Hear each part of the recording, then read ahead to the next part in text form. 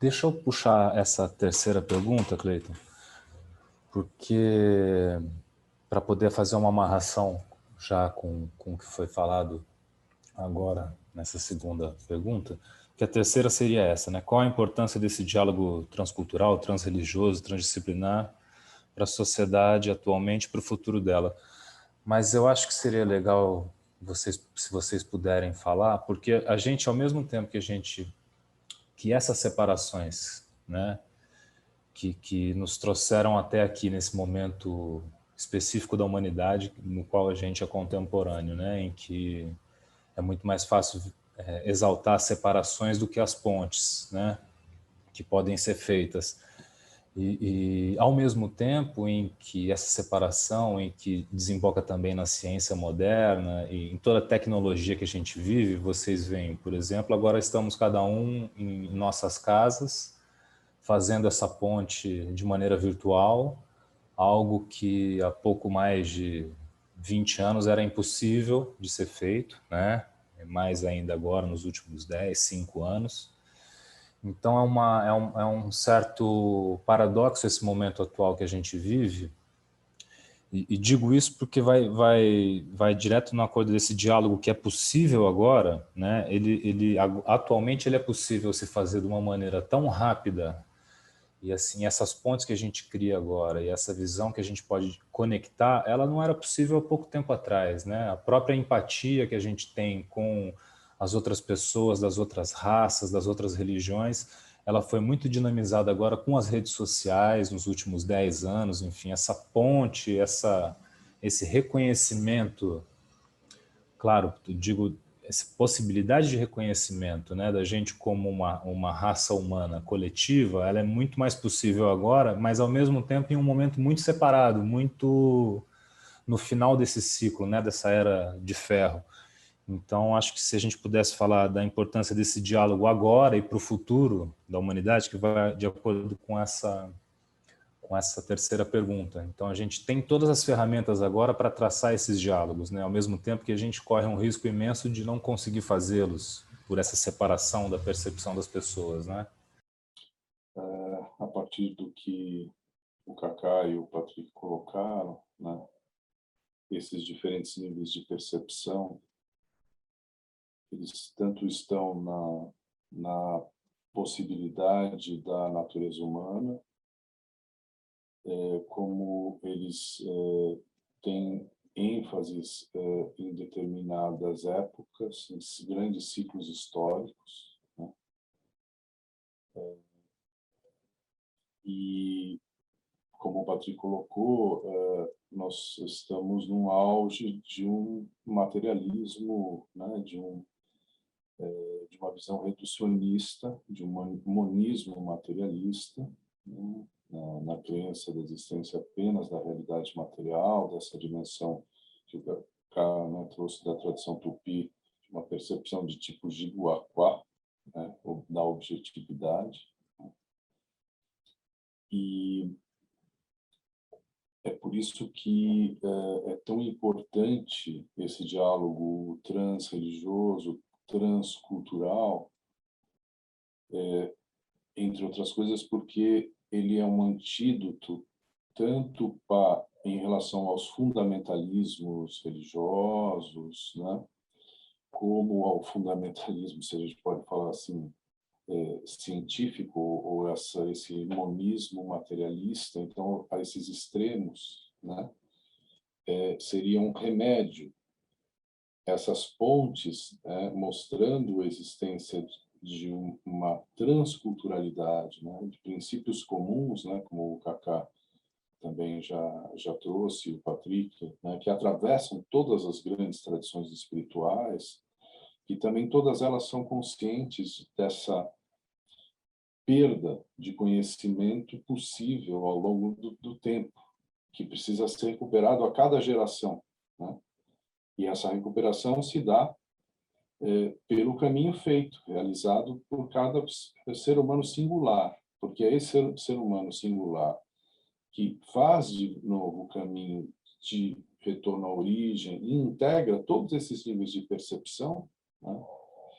Eles são aqueles que podem estabelecer esse diálogo inter e transcultural para se contrapor no sentido de ser contrapontos realmente criativos e que solucionam esse dualismo, né? Corpo-espírito, né? Ou essa diferença, esse reducionismo materialista, esse fundamentalismo religioso, essa separatividade entre culturas, povos e tipos de espiritualidade ou religiões específicas, né? A gente vê que em diferentes épocas da história, como em Alexandria no séculos II até o século VII, 6, 7, como havia sábios de diferentes tradições espirituais, esse diálogo foi possível, né? Entre tradição persa, tradição egípcia, que ainda estava viva até o século III, IV, V, a tradição grega, as iniciações de Eleusis e o neoplatonismo.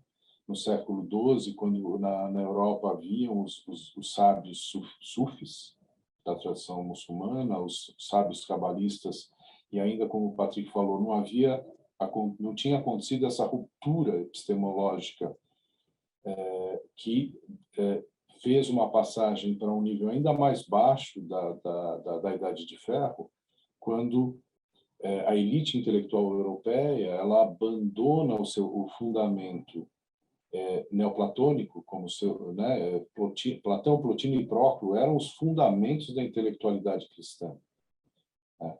Além, claro, desse diálogo com outras tradições, como a tradição judaica, né, a mística judaica, e foi possível também, então, o diálogo com a tradição celta, porque, como havia essa percepção desses mesmos fundamentos, esse diálogo foi possível. Então, são duas épocas mais recentes em que isso ocorreu, né? Eu queria apresentar compartilhar só uma tela, né, e passar a palavra para o Cacau, para o Patrick. Então, aqui, esse é um esquema que eu fiz, né? Quem desenhou foi a Carolina Neudi, mas né, eu dei os elementos para ela compor esse belo trabalho gráfico, né? Então, a tradição, o mito grego, ele fala, né, dessa passagem entre esse mundo original para o mundo pré-olímpico, onde está a Idade de Ouro, né? Essa idade em que o mito grego fala pouco dessa idade, mas diz que o ser humano já existia ali, ele já surge ali junto com os titãs. Então, como há uma natureza titânica dentro da natureza humana, que é a sua primeira dimensão. E o mito grego fala, né, que essa realidade da idade de ouro da natureza humana, ela é o anjo guia das humanidades posteriores, né? Isso é belíssimo. O Patrick também ele vai poder falar e dialogar com isso, porque essa é a dimensão da natureza humana que corresponde na Cabala a Hayá, a alma vivente, né? Uma dimensão da natureza humana que nunca desce, né? E depois a tradição grega ela fala que há a passagem dessa realidade humana para o mundo olímpico, há uma queda, né? Mas ainda o ser humano é imortal e vive com os deuses. Depois há uma passagem para esse mundo astral, né, que é a Idade de Bronze, onde no mito grego estão os anjos, os daimons e as almas, né? Essas almas astrais. E depois há uma descida à humanidade terrestre, né? Só que essa descida à humanidade terrestre também tem duas fases. Há uma primeira época, que é a época dos heróis, a Idade dos Heróis, que é o início da Idade de Ferro. Nessa Idade dos Heróis, e isso quem fala é o Hesíodo, né? Ele fala que ele já nasce, isso que é muito interessante, ele já nasceu quando já terminou a idade dos heróis. E ele se lamenta, ele fala, eu preferia ter nascido ou antes de terminar a idade dos heróis, ou depois de terminar a idade de ferro. E ele fala, então ele já vive numa época de muita escuridão, de muito pouco conhecimento da realidade da natureza humana. Isso 8 séculos antes de Cristo, né? Mas ele fala, isso ainda vai piorar. É difícil imaginar, mas vai piorar. Mas ao mesmo tempo essa idade, o que é a época dos heróis? É quando os seres humanos ainda tinham contato com as realidades dos mundos superiores. Esse contato ainda era muito presente, né? E por isso que o que é importante para que se recupere também essa possibilidade de um diálogo realmente fecundo e mais amplo na sociedade, e talvez, né, Fábio, essa tecnologia também, que tem esse lado tão positivo como tem o negativo, como tudo, pode acelerar, é necessário, porque a etimologia de herói é eros, desejo. Então, é o desejo de retornar, né? De recuperar toda a estatura que está potencialmente escrita no ser humano, só que ele foi perdendo essas suas dimensões mais sutis, que entraram no nível do inconsciente, né? Como o Patrick trouxe para nós na fala anterior. Mas nesse consciente está lá, todas essas dimensões estão lá. A gente precisa recuperar a memória dessas dimensões. E por isso que também na tradição grega eles falam que primeiro, né, há essa inversão do desejo para que se comece a se construir uma via heróica, que é esse eros uraniano, né? Esse eros pela origem do Espírito Supremo, né, para retornar ao contato com o Espírito Supremo, que está no topo de todos os mundos, né? E tem etapas, né? Uma etapa intermediária é o ser humano se torna um semideus. Então esse semideus também é importante entender. Quando o mito grego fala que há um casamento entre uma deusa e um ser humano, ou entre um deus e uma mulher, né? Isso é uma passagem iniciática, não pode ser tomada no nível literal, né? Porque quem faz o caminho completo torna-se como um Deus, né?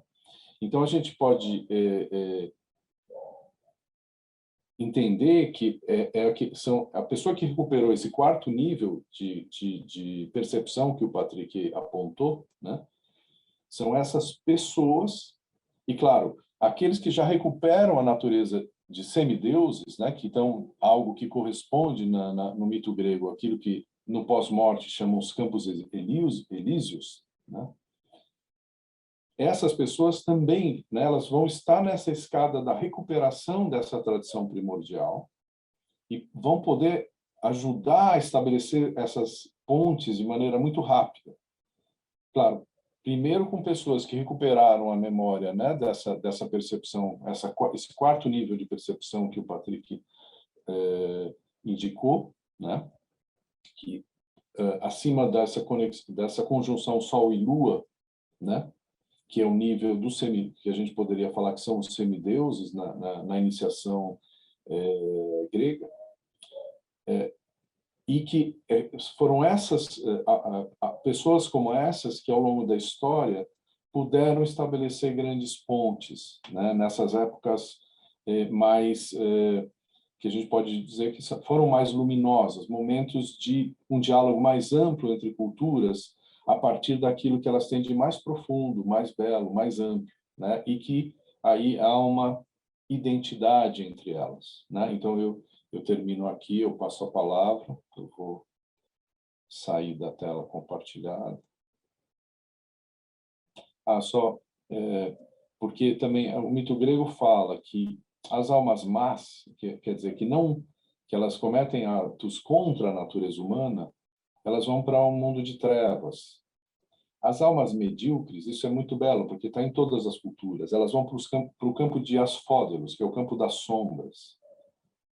As almas boas, que têm estão na via heróica, que elas optaram pelo caminho, né, pelo esse eros celestial, elas vão para os campos elíseos. E as almas que realmente atingiram, né, o caminho do retorno, elas viveram todos os níveis de percepção, né, até essa experiência da realidade transcendental direta dos princípios metafísicos, né, que são os heróis e heroínas consumados. Eles entram na ilha dos bem-aventurados, né, que está no topo dos mundos, que é o ponto de inflexão entre o não manifestado absoluto e o manifestado no mundo divino, né? Então, como também há relações entre todas as culturas, esses diferentes níveis do ser, tanto em vida como no pós-morte, né? E o Patrick fala muito disso também no livro dele, que é o volume 2, sobre o Graal, sobre esse livro do século XII, né? Onde tem a história de Gauvin, que é um dos dois cavaleiros que são o centro da aventura desse romance do Graal, do Chrétien de Troyes, onde ele está no pós-morte, nesse campo de asfódelos, né? Nesse campo das sombras, esse mundo intermediário ainda condicionado pela alma existencial apenas, em grande parte, né? Eu vou procurar continuar aqui, pegar um pequeno fio, porque aí o Patrick vai fazer aí um fechamento, com certeza. O ponto da onde eu quero retomar a fala do Américo é essa dimensão mais enrijecida, mais endurecida, mais trevosa, a qual nós, né, enquanto humanidade, nos encontramos aí nesse momento, no sentido assim de ser o ponto mais escuro da escuridão. Tem um ditado, um provérbio, né,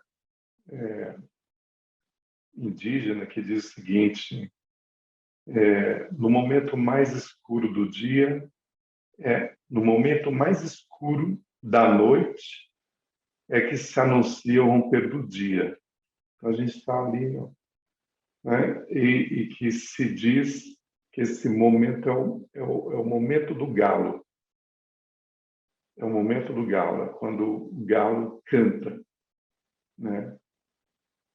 O galo canta no romper da madrugada, né?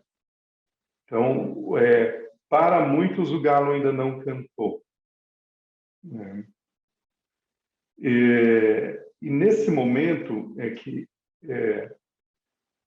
no mundo de baixo, nesse mundo material que nós estamos, nós temos uma determinada realidade a qual as pessoas se aninham, se organizam, né, por estruturas consanguíneas, por estruturas culturais, por estruturas de língua, de identificação de ideias bem cristalizadas, e isso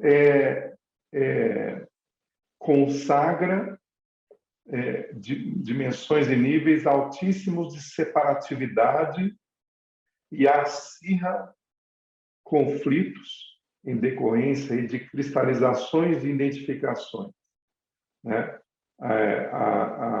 As consciências de pertencimento, elas estão cristalizadas nos seus nichos, tribos, ideias, culturas.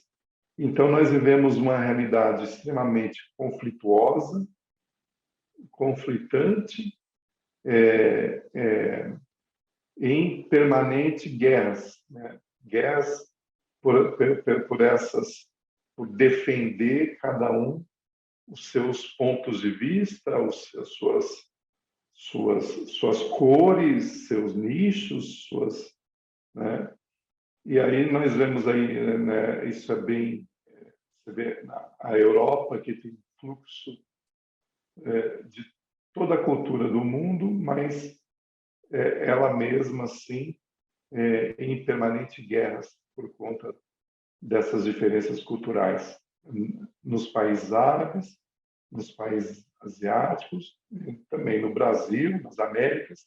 Essa é uma dimensão aí da realidade que nós presenciamos, né? A realidade onde a treva, o escuro da consciência não permite transcender essa dimensão aí de ideia separatista, né, e conflitante.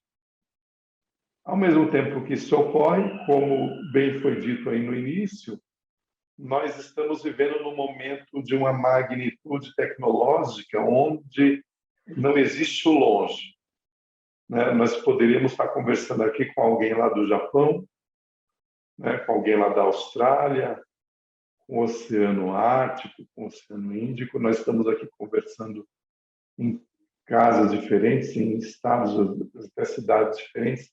Ou seja, nós temos uma ferramenta de comunicação entre as consciências que muito nos aproxima, né? Que tem esse poder de nos aproximar, de nos colocar de frente, de nos colocar em diálogo, né? Nós temos uma tecnologia que nos permite, no mundo de baixo, fazer essa aproximação. Entre os povos indígenas, essa tecnologia também tem sido favorável nesse sentido também, né? Então, nós, como ferramenta para unir essa diversidade, assim, no sentido de provocar pequenas aberturas entre essas cristalizações de consciência, nós temos realmente os princípios de uma comunicação não violenta, em primeiro lugar, né? Eu acho que, antes de mais nada, o que vai nos facultar a romper essas argamassas de separatividades aí é tecer relações de comunicação, antes de mais nada, baseada em princípios de não violência, né? O segundo ponto, né, o segundo ponto e desafio, né, passa por esses princípios de transdisciplinaridade, que é o ponto comum entre nós todos aqui, né? Que o Américo defende, que o Patrick defende, né? Oferecer mecanismos, oferecer pontos, não é convencer, mas oferecer para a humanidade, para as pessoas, assim, né? Esses pontos de elos entre as culturas que nos facilitam criar redes, né? E isso, para mim, é uma contribuição realmente para gerar aí uma cultura de paz, né? Dentro desse lugar mais escuro em que a humanidade se encontra, né? E tem um terceiro aspecto que eu acho que caminha junto aí, né?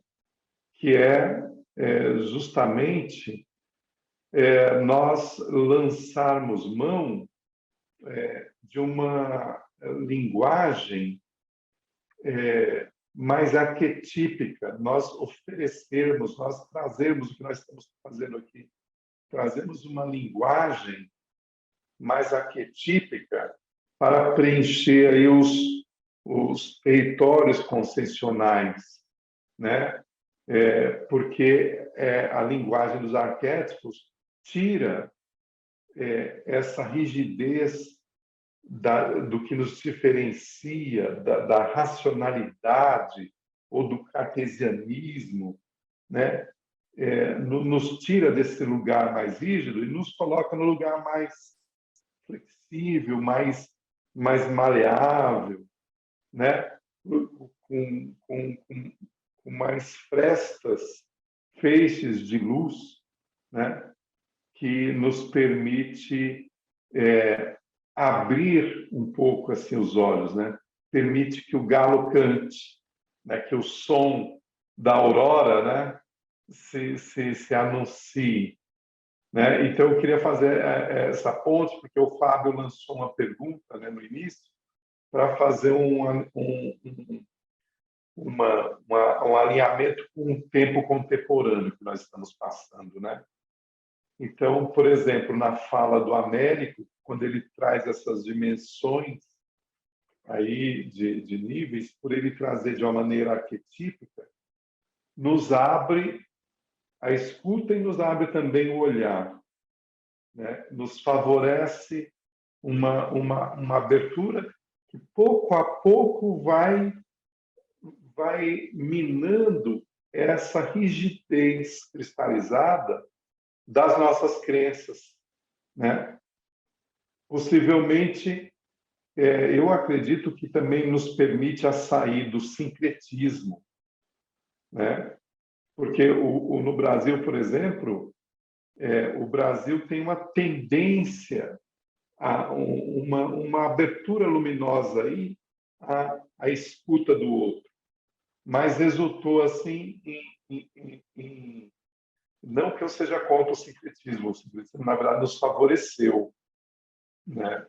Mas também nos limita, né? a alguns níveis de percepção aí, né? Então eu queria deixar minha fala nesse caminho do meio, fazendo uma ponte entre o que o Américo acabou de expor e o que eu imagino que o Patrick vai expor aqui para fazer essa costura de fechamento, já passando o bastão para o Patrick agora. Cacá, muito obrigado, mas você já quase fechou lá. A sua palavra. Então, o que falar de mais? Bom, por exemplo, a Américo falou um momento que é uma dimensão muito rica e interessante desses diferentes níveis da vida post-mortem, esses 4 níveis da vida post-mortem, entre o mal absoluto, o sofrimento, não sei, o inferno, e a felicidade absoluta, o bem-aventurado, o bem, a luz divina. Então, de facto, se eu estou usando da palavra do Cacá agora, sem falar da vida post-mortem, mas na vida existencial, o descritivo lá do Cacá, esse link entre conflitos, guerras permanentes, tudo que é a defesa dos seus próprios pontos de vista, que é um processo mesmo, eu concordo totalmente com o Cacá, de separação, e um pouco na analogia, esse lugar do mal. O mal, se você veja a árvore do bem e do mal, o bem é que unifica com os outros, com Deus, e o mal é o que separa dos outros e de Deus. Então, somos uma sociedade de mal, entre aspas, sem julgamento, que faz parte, com certeza, para mim, de um certo plano universal, não só no entendimento do divino, mas se isso acontece, é que precisa atravessar essas realidades, essas dimensões. Então, nesse processo de separação absoluta, o que é separação? Não vou entrar numa dimensão talvez um pouco mais sofisticada, mas a separação, a primeira separação, ela é, por exemplo, na tradição judeu-cristã, é Eva que saiu da costela do Adão. Mas o que precisa bem entender é que a raiz de costel, tselem, significa o outro lado do mesmo. A costela, ele faz parte do Adão, ele não é separado do Adão, ele é só um espelhamento do Adão. Então, o outro, qual que seja o outro no sentido do gênero, o homem para uma mulher para o homem, as diferentes culturas, as diferentes religiões, as diferentes tradições, as diferentes categorias disciplinares, não sei, tudo o que é outro é de facto um espelho de si mesmo. Então, eu acho que seria importante de perceber que o outro é um espelho de si mesmo. Essa é uma primeira questão. E por isso você precisa, que é um pouco a palavra do Kaká também, de sair das identificações, né? Para talvez encontrar um pouco mais um processo de identidade pessoal. Uma identificação é que você acredita numa imagem, num espelho, numa coisa que é uma projeção, mas que não é você. Então, para conseguir tentar de reunificar o outro e si mesmo, o céu e a terra, nós precisamos, em realidade, de um caminho. Né? Tudo isso foi implícito com nossas conversas, nossas trocas lá, nós três. Precisamos de um caminho. Então, somos num mundo de separação. Esse fim do Kali Yuga, do ideia de fer, a ciência qui est um reducionismo ici, necessário, não faz nenhuma crítica de novo, essa questão da ciência, ou mesmo do sincretismo, vou tentar explicitar um pouco isso, mas somos num processo de separação e precisamos religar as coisas. Né? Por exemplo, Edgar Morin, pensamento complexo, separar para religar. Então, somos no processo da separação, mas nós não sabemos como religar as coisas. E o único jeito de religar as coisas é um caminho interior. Percebemos, nessa visão cosmológica, essas diferentes faixas, que para religar precisamos ir na direção da unidade, né? Do que é comum, do que é universal. Né? E, de facto, isso, o caminho interior, ele cria esse link. Né? Se você entende o indivíduo, ele não é separado do tudo, porque ele é indivisível como tudo. Se você entende o singular, significa um. Se você entende a ressemblance, a semelhança, desculpa, com Deus, a raiz sempre significa um. Se você entende o universal ou a universidade, significa virar na direção do um. Então, a função fundamental de uma universidade seria de religar as disciplinas separadas, por exemplo. Não? Então, toda a questão da problematização atual é que somos num processo de separação, por exemplo, entre objetos disciplinares, sem perceber que esses objetos estão associados com sujeitos, porque não tem o objeto disciplinar em si. Qualquer técnica que seja, qualquer disciplina que seja, ela é associada com uma pessoa que pensa, que percebe. Então, ela é sempre, ela carrega sempre uma subjetividade. Então, como articular o objeto e o sujeito? Como articular o outro e si mesmo? Como articular uma religião e uma outra? Isso não é sem crítica. Eu insisto nessa questão. Eu concordo com Kaká, não sou contra o sincretismo, eu sou contra um sincretismo errado, né? Que consiste a fazer falsas associações. Porque se você não entende o esotérico, a dimensão oculta de que vai construir as formas aparentes, nesse momento você pode se enganar ou enganar os outros com falsas associações. Né? Mas o sincretismo, no sentido sintético, eu faço isso o tempo todo. Para mim, eu estou dançando entre a tradição oriental, a tradição ocidental, o taoísmo, a cabala, a tradição dos cavaleiros do século XII, a alquimia, não sei o quê, e sem nenhuma identificação com isso. Eu sou especialista de nada, né? Porque senão seria uma identificação. Então, a questão é essa, como religar as coisas, e religar as coisas precisa de um caminho interior de transformação. E a questão colocada para o Adão, depois da queda, Deus ele fala para o Adão, Adão, onde você está? E como sabemos que nesses textos do cristianismo, do judaísmo, tem diferentes moradias na casa do Pai, então, qual casa você, onde você mora? Qual casa você está morando? Que vem um pouco essa questão da visão cosmológica, somos num degrau ou no outro da escada de Jacó. E para ir na direção da unidade, precisamos caminhar, precisamos dinamizar esse processo de interrelação que vai carregar o objeto e o sujeito, que vai carregar as diferentes culturas e tradições, porque como cada tradição, cada religião carrega um certo ponto de vista que fala de uma dimensão universal. Então, no coração de cada religião ou tradição, tem a mesma visão cosmológica. Acho que lá tivemos essa experiência com Américo e Kaká. É a mesma visão. E, ao mesmo tempo, a palavra do Kaká ou do Américo sobre, não sei, a dimensão, por exemplo,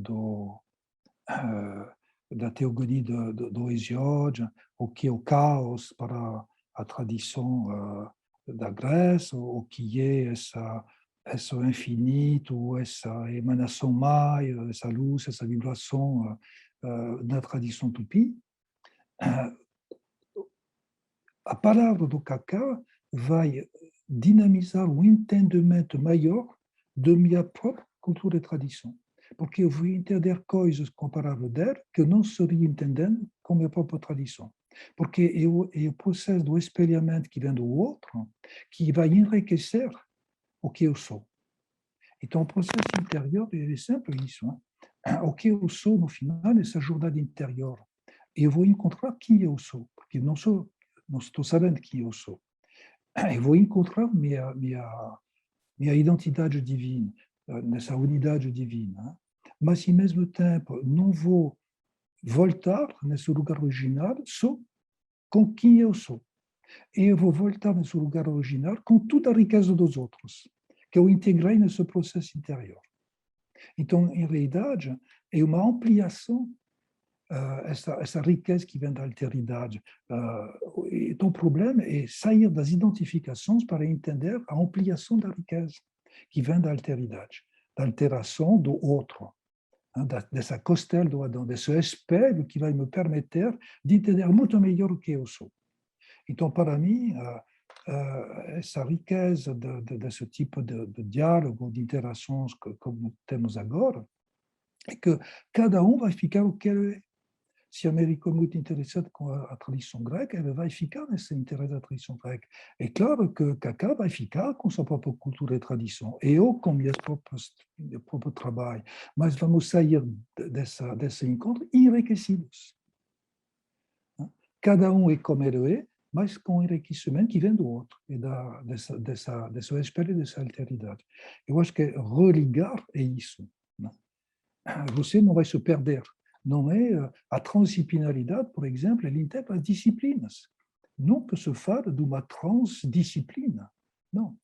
A transdisciplinaridade é como criar pontes entre as disciplinas. Bom, não vou falar dessas questões e da problematização associada com a pluri, inter e trans, mas é isso. E a ilusão, talvez sincrética, é acreditar que estamos fazendo um processo transcultural transdisciplinar que, de facto, não é.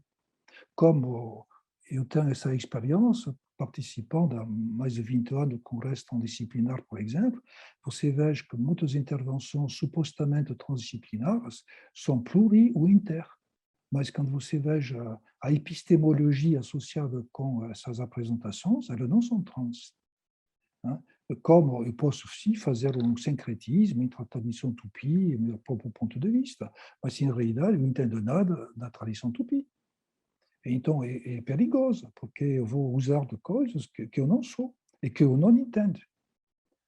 Então isso é a dificuldade das relações, as ilusões desse processo de relação, de religação, Mas, ao mesmo tempo, é claro que se você sai dessas identificações e ilusões, esse processo é uma riqueza inacreditável.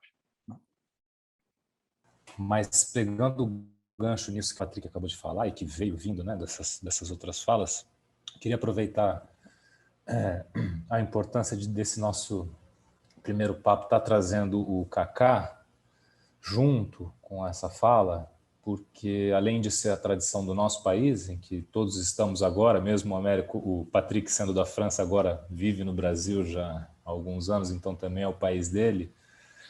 Então, e ao mesmo tempo também que a gente traz a fala com o Américo, com o Patrick das tradições mais europeias, o Kaká traz essa fala dos povos originários daqui, que por acaso, de maneira histórica, também com essa separação da visão do ser humano, foi oprimida, né, por um pensamento que se disse mais correto ou mais divino, enfim, e que no meio dessa troca que a gente teve, que é rápida por tanta coisa que dá para ser falado, a gente vê que essas pontes desses mundos mais sutis, elas são totalmente possíveis, né?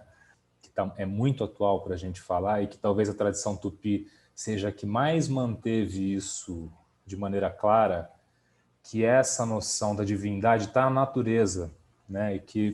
E que você vê, a gente vive um momento em que a maior ameaça é a natureza, porque é a criação em que a gente está inserido e que se a natureza acaba, o próprio ser humano, se a natureza acaba num sentido de que seja habitável para nós como seres humanos, isso anula todas as outras possibilidades.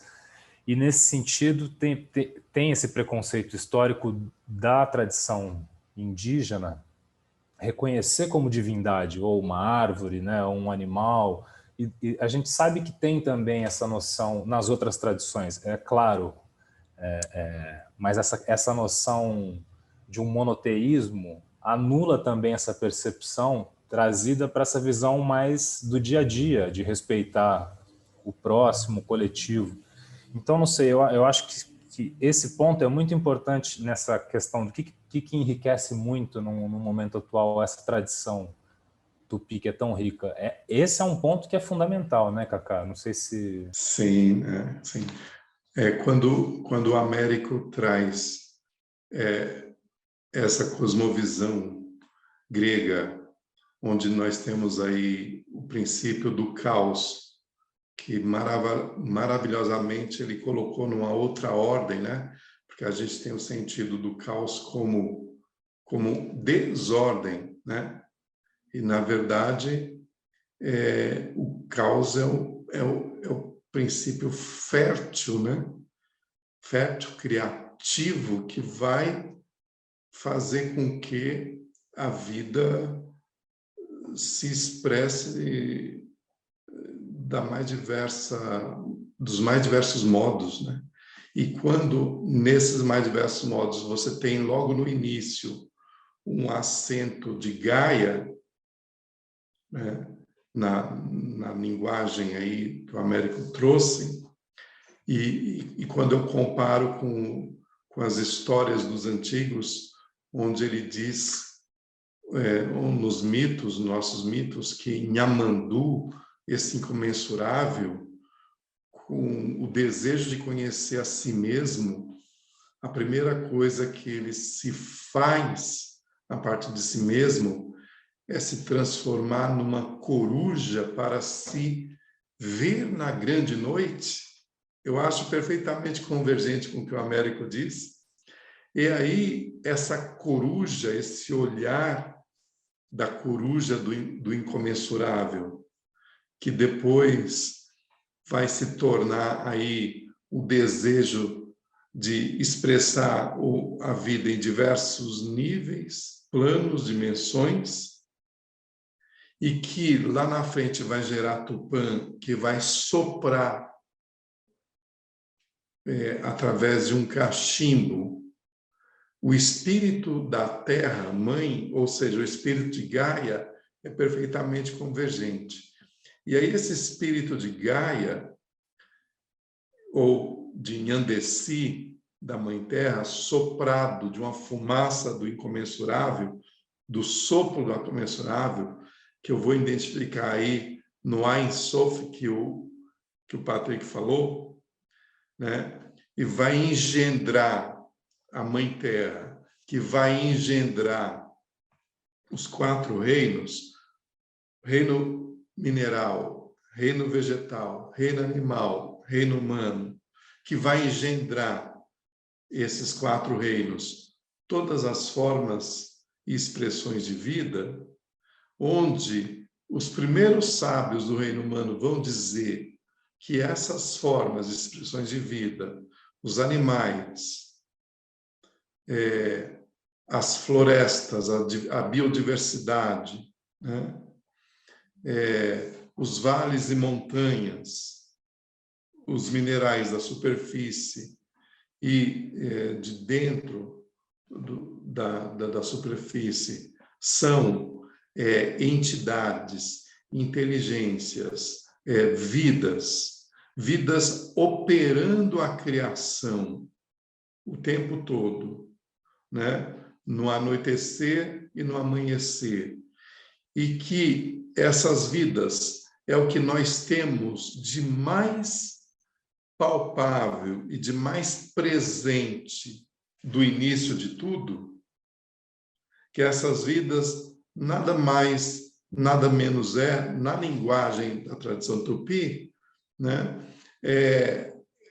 O espelho do espelho do espelho de como tudo acontece no imensurável, que continua acontecendo nesse microcosmo que é a natureza. Então, isso vai dar o entendimento para essa cultura nativa, para essa cultura originária aqui dessa terra, de que, então, o mínimo que nós podemos fazer é celebrar, reverenciar e nos conectar, né, com esse microcosmo, porque isso vai nos causar, no mínimo, o reconhecimento e a sensação dessa unidade comensurável aqui agora, diante de nossas vistas, né? Diante de um sol que nasce, né, no leste, diante de um poente, diante da noite que se apresenta. Então, as culturas ancestrais vão entender que quando a natureza se apresenta, é o eco da origem se apresentando, né? O dia se apresentando é o eco da origem se apresentando, né? A noite se apresentando é o eco da origem se apresentando, né? As estrelas aparecendo é o eco da origem se apresentando. Então, esse amor pela natureza das culturas originárias é o reconhecimento da fonte que nos origina. E daí vem o culto à ancestralidade. Quando nós cultivamos a ancestralidade, nós estamos cultivando o que nos origina. Nós estamos cultivando a origem. E nós entendemos que não há uma outra maneira de cultivar a origem senão nela mesma, que é o dia nascendo de manhã, né? Uma nova flor surgindo no jardim, né? Uma nova árvore surgindo na floresta, né? O céu aparecendo à noite. Tudo isso é a origem se manifestando, né, de uma maneira assim eterna, né? Na verdade, nós temos a percepção de que é efêmera quando a gente vê o dia, a noite vindo, mas na verdade é eterna, né? É a eterna repetição da origem acontecendo. E isso, de alguma maneira, as culturas chamadas indígenas compreenderam de tal maneira, de tal forma, que fizeram disso o seu modo de vida. Quer dizer, que fizeram do reverenciar essa origem um modo de vida para garantir, no meu entendimento assim, para garantir a não possibilidade de criar separação, de criar separatividade dessa origem. Porque, de alguma maneira, os antigos sábios perceberam que, quando a gente se sente separado do todo, nós geramos sofrimento, né? Porque aí nós geramos sensação de abandono, geramos medo, geramos desamor, geramos uma sensação de que não somos amados, de impotência. Então, a natureza nos ajuda a lembrar que nós não somos separados, que ela é nossa origem, né? Que nós somos filhos da terra, da água, do fogo, do ar e do espaço e dessa dimensão imensurável. Então, a contribuição que a tradição tupi e as culturas indígenas têm para o mundo é uma contribuição que ela é ecológica, no sentido de promover um cuidado, uma preservação e a manutenção da natureza. Mas ela é além da ecológica. Ela é transcendente no sentido de que ela também cuidou de deixar hábitos de cultivar a nossa origem, que a gente chama de ancestrais.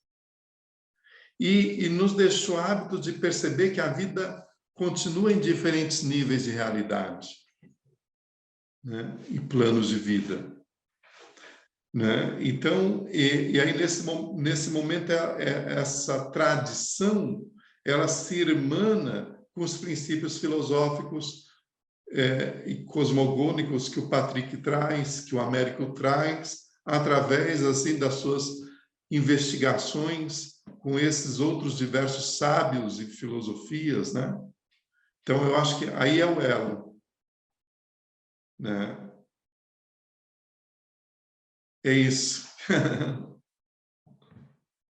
Patrick, ou Para Américo? mim, tem nada a adicionar. Acho que você finaliza nosso encontro de um jeito profundo, poético, essencial no momento presente. Então, eu acho que falar depois de você não seria bem-vindo para mim, não sei para o Américo, mas para mim tem nada para adicionar com suas palavras. Também como o Patrick, eu considero que a fala do Kaká, ela conclui muito bem esse nosso encontro, esse nosso diálogo.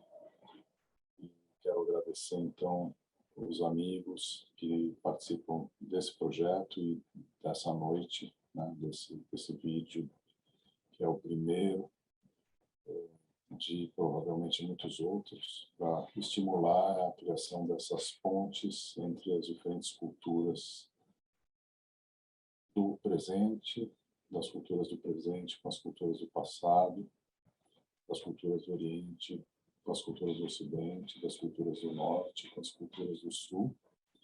Então, agradeço ao Fábio De Fiore, o Cleiton Fontes, o Patrick e o Kaká por esse momento bastante rico que a gente compartilhou aqui nesta noite. Um abraço para todos e até breve.